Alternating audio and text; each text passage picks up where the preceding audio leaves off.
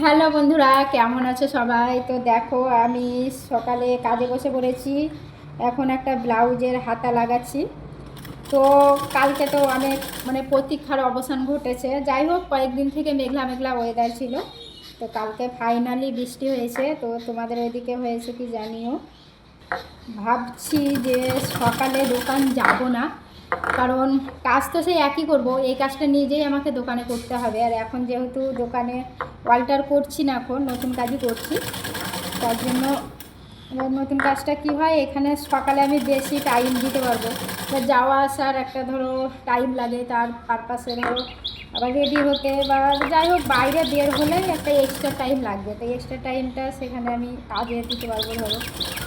আর আমাকে যেহেতু কাটিং করে নিয়ে গিয়ে আবার দোকানে সেলাই করতে হয়, তো সেলাই করার জন্য ভাবছি সকালে একবেলা দোকান যাব না, বিকেলে যাব।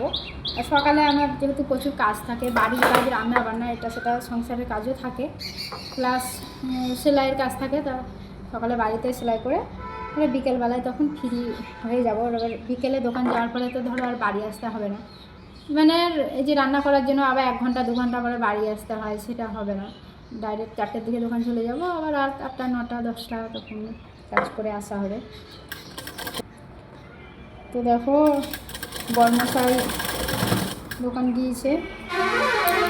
এই ব্লাউজটা কমপ্লিট করে নেব, তারপরে আবার কাটিং করতে হবে।